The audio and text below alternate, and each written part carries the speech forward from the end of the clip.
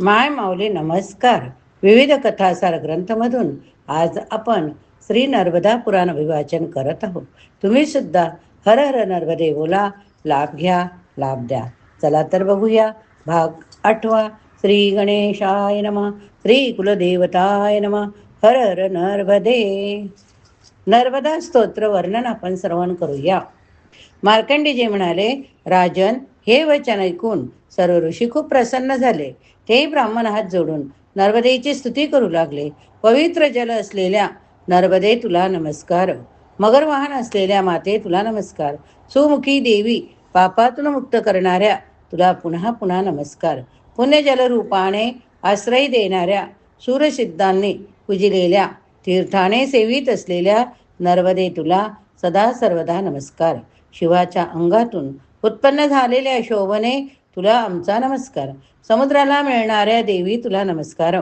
वर देणाऱ्या कल्याणमयी, या लोकपरलोकांना सुखसाधन करणाऱ्या, अनंत जीवांना आश्रय देणाऱ्या निर्मळ निष्पाप माझा तुला नमस्कार. नद्यांमध्ये श्रेष्ठ, पापांचे हरण करणाऱ्या गंधर्व, यक्ष, सर्प यांनी सेवित असलेल्या दया करणाऱ्या ह्या देवी, तू आमच्या सर्वांचे कल्याण कर. आम्ही सर्व आपली वंदना करतो. आम्हाला अज्ञानापासून मुक्त कर. जोपर्यंत तुझ्या पवित्र जलाच्या वायुवेगाने उडणाऱ्या तरंगाचा स्पर्श होत नाही, तोपर्यंत अनेक पापाने घट्ट बांधलेल्या मनुष्य नरकाचे भ्रमण करतो. हे कमलनयनी, अनेक दुःख भयाने पीडित, अनेक पापांनी घेरलेल्या राग, द्वेष, शोक, मोह इत्यादी द्वंद्वाने पूर्ण मनुष्याची तू गती होय. हे देवी, नद्या तुझ्यामध्ये सामावून परम पवित्र होतात, यात संशय नाही. महात्म्याकडून पूजित असलेली, दुःखाने व्याकुळ झालेल्या जीवांची तू अभय देवी आहे. हे माते, तुझे जल, चंद्र, सूर्याच्या किरणाचा स्पर्श होताच परमपद होते, परमपर देते. तुझ्या जलामध्ये डुबलेले पाषाण जर शिवभावाला प्राप्त होतात, तर यामध्ये काय आश्चर्य. हे भगवती, जोपर्यंत महावायूमुळे तुझ्या जलाच्या उडलेल्या लहरींचा आश्रय घेत नाही, तोपर्यंत दुःखाने व्याकुळ झालेला पूर्ण पापी शरीराचा मनुष्य नरकामध्ये फिरतो. हे देवी, मलेच्छ, पुलिंद आणि राक्षस जे कोणी तुझे पवित्र जल पितात, ते निसंदेह मुक्त होतात. यामध्ये कसले आश्चर्य नाही. या कलियुगात सरोवरे, नद्या सर्व सुकतात, परंतु हे देवी, तुझ्या सदैव वाहणाऱ्या पाण्यामुळे तू आकाशगंगेसारखी शोभित होतेस. वरदाने श्रेष्ठ माते, तू अशी कृपा कर की हा काळ आम्ही चांगल्या प्रकारे घालवू. तुझ्या सुप्रसादाने भगवान शंकराला प्राप्त करू. मातेप्रमाणे तूच आमचे रक्षण करणारी, आम्ही वर्षा विना पीडित या भयंकर काळाला तुझ्या कृपेनेच पार करू शकतो. श्रेष्ठ ब्राह्मण हो, जे लोक ही स्तोत्र आदरपूर्वक वाचतात, जे शांत पुरुष हे ऐकतात, ते दिव्य वस्त्र अलंकाराने भूषित झालेल्या धर्मयुक्त विमानाने साक्षात शंकराला प्राप्त करतात. जो नर्मदा जलामध्ये स्नान करून या स्तोत्राचा नित्य पाठ करतो, त्याला अंतसमयी उत्तम नदी भगवती नर्मदा परम पवित्र गती देते. जो पुरुष प्रातःकाळी उठल्यावर आणि झोपण्यापूर्वी प्रत्येक दिवशीचे कथन करतो, तो पुरुष पापाने मुक्त होऊन निर्मळ अंतकरण व शरीराचा होऊन शिवाच्या जवळ जातो. 12 अध्याय या ठिकाणी समाप्त झाला. तुम्ही सुद्धा श्रवण करा आणि हर हर नर्मदे बोला.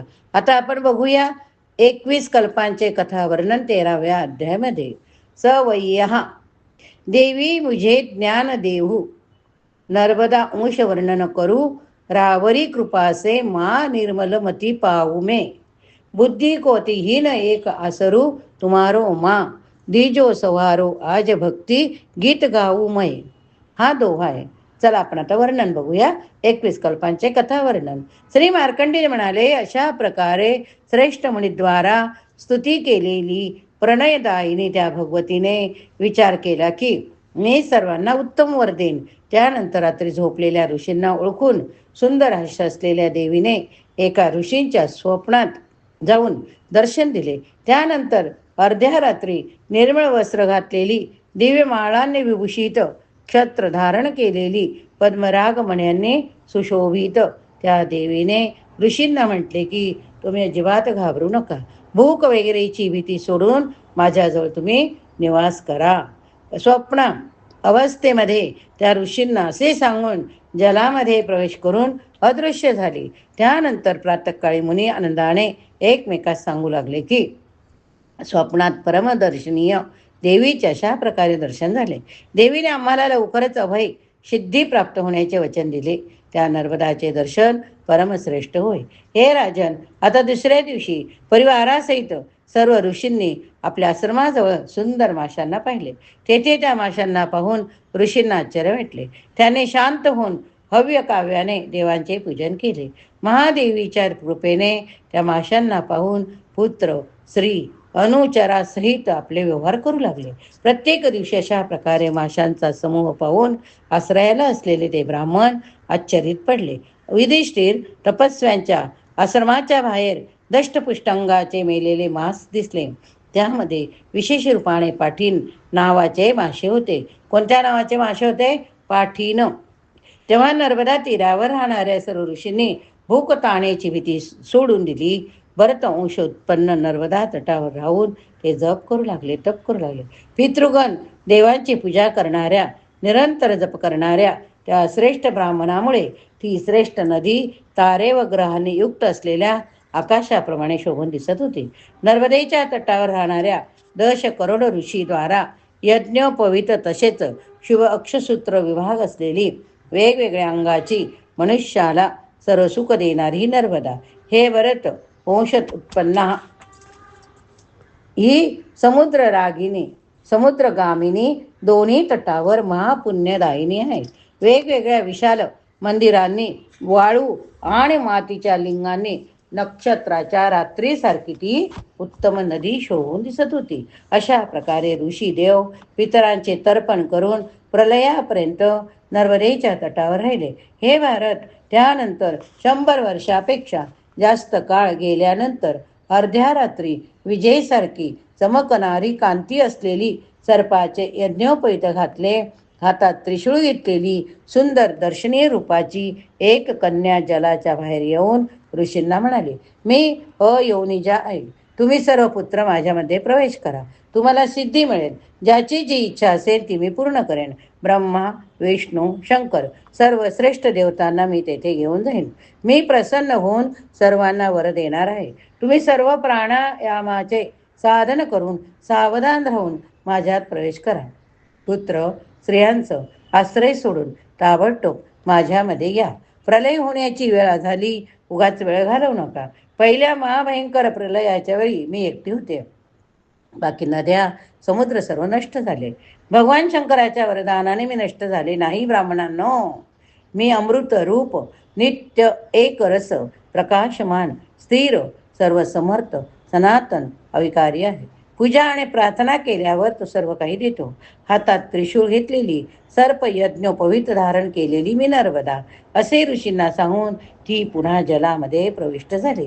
ते वचन ऐकून विस्मित मन झालेले ऋषी मला अभिवादन करून वारंवार माझी क्षमा याचना करून म्हणाले, हे मुनी, घर सोडून तुमच्या आश्रमात निवास केलेल्या, आमच्याकडून झालेल्या किंवा बोललेल्या सर्व अपराधांना क्षमा करा. सर्व सोडून शिष्य बांधवांच्या बरोबर ते महात्मा एका अक्षराच्या ब्रह्मा ओमचा जप करत हृदयात महेश्वराचे चिंतन करत मंत्राने पवित्र झालेल्या जलामध्ये स्नान करून उत्तम व्रत धारण केलेल्या पक्षधारी पर्वतासारखे संपूर्ण दिशांना प्रकाशित करत कुशाला हातात घेऊन अग्नीबरोबर नर्मदेच्या जलामध्ये प्रविष्ट झाले. अग्नीबरोबर म्हणजे दिवा, आपण जे दीप घेतोय तो. राजश्रेष्ठ ते सर्व गेल्यानंतर मी तेथे एकटा देवेश भगवान शंकराला मिळवून त्याचे व नर्मदेचे पूजन करत राहिलो. भरत वंशोत्पन्न राजन, ब्रह्माच्या कृपेने नर्मदेबरोबर मी माऊर कल्पासह इतर कल्पाचा अनुभव घेतला. याची पूर्णकालीन स्थिती मी जन्मापासून आजपर्यंत समजू शकलो नाही. ही शंकराची निश्चित इला नावाची कलाशक्ती आहे. ही नर्मदा सर्व पापांचा विनाश करणारी, संसारातून तारणारी. पांडुनंदन प्राचीन 14 कल्पामध्ये नर्मदा नष्ट झाली नाही. देवीने ज्याप्रमाणे मला सांगितले तसेच मी तुला सांगतो. पहिला कपिल, दुसरा प्राजापत्य, तिसरा ब्राह्म सौम्य, चौथा सवित्र, पाचवा ब्राह्व स्वर्त्य, प्रभासक, माहेंद्र, अग्निकल्प, जयंत, मारुत, वैष्णव, बहुरूप, ज्योतिष हे 14 कल्प मी सांगितले. यामध्ये नर्मदा नष्ट झाली. 15वा मायूर, 16वा कौर्म, 17वा बक, 18वा मास्त्य, पाद्म, वटकल्प, आता चालू असलेला 21वा वाराह कल्प, मयूरकल्पापासून 13वा बरोबर व्यतीत केले. राजश्रेष्ठ शिवाच्या अंगातून उत्पन्न झालेल्या नर्मदेचे 21 कल्प अनेक वेळा मी पाहिले. ते सर्व तुला मी सांगितले. 13 अध्याय या ठिकाणी समाप्त झाला.